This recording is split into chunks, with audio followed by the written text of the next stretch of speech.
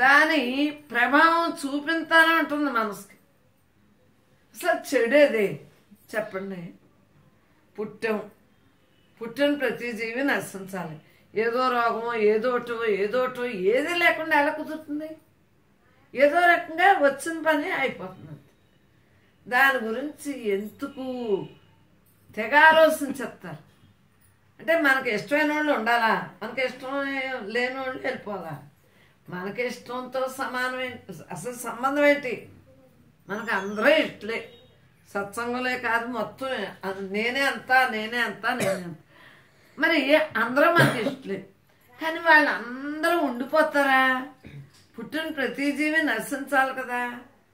కాలచక్రంలో అలా జరుగుతూ ఉంటుంది. ఎవరి విధిని బట్టి వాళ్ళకి జరుగుతూ ఉంటుంది. మనం అందరిలో ఒకనాడు వెళ్ళిపోయేవాడు.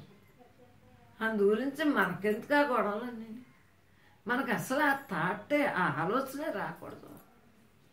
దేని ఎందు ఆలోచన రాకూడదు. ఎందువల్ల బ్రహ్మంగా లేకపోతే ఆలోచన వస్తుంది. మనం దేని ఎందో ఆలోచించకూడదు. దేని ఎందు ఆలోచించినా మనం నష్టపోతాం. ప్రతి ఒక్కళ్ళ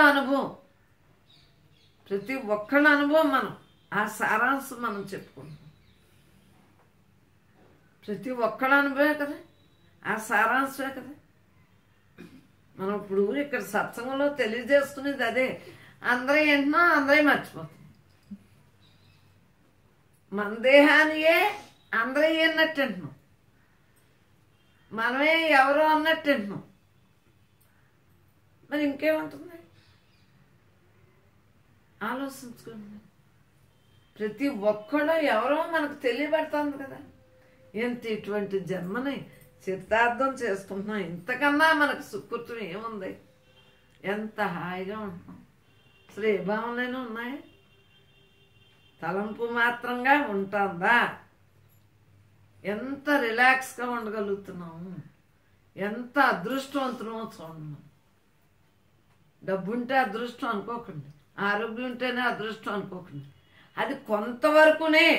బంధువులున్నా స్నేహం బలం, అర్ధబలం, అండబలం, దైవబలం, స్నేహబలం అన్ని బలాలు ఉండాలి. కానీ అంతవరకు అదృష్టం, అదే అదృష్టం అనుకుంటారు మామూలు వాళ్ళు. కాదు, పరమాత్మగా మనం మిగులుతున్నాము. ఇది ఇహానికే పనిచేస్తుంది. కానీ వీళ్ళందరి సహకారంతో పరమాత్మగా మిగలటానికి మనకు బాగుంది. ఇప్పుడు మనం అందరం బాగున్నాం కాబట్టి మనకి ఏ ప్రాబ్లము లేదు. ఏదన్నా ఒకళ్ళు గోవిందా కొట్టారనుకోండి, అప్పుడు ఏడుస్తూ ఉంటారు.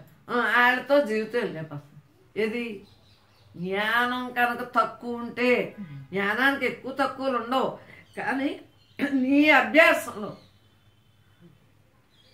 అభ్యాసంలో తక్కువ ఉంటే ఆ మోహంలో పడిపోయి మామూలు అయిపోతారు. చాలా రకాలు ఉన్నాయమ్మా. జ్ఞానం ఆకర్షాస్ వరకు నిలబెట్టుకోవటానికి ప్రయత్నం చేయాలి మనం. ఎప్పుడూ విద్యార్థులు అంటానికి కారణం అది. ఏ మోహంలోనూ కొట్టుకుపోతారు. ఇంకా మళ్ళీ వాళ్ళు దరిజేరేటప్పటికి వాళ్ళు ఆయుధైనా అయిపోతారు. మనం అందరం బాగున్నాం శుభ్రంగా. అందు గురించి ఇప్పుడే ఈ క్షణాన్ని ఇంకా ఇంకా ఇంకా ధ్యానాభ్యాసంతో బ్రతుకుతూ మనం ఎంతో ఆనందంగా బ్రతకటం ఎంతో అదృష్టం.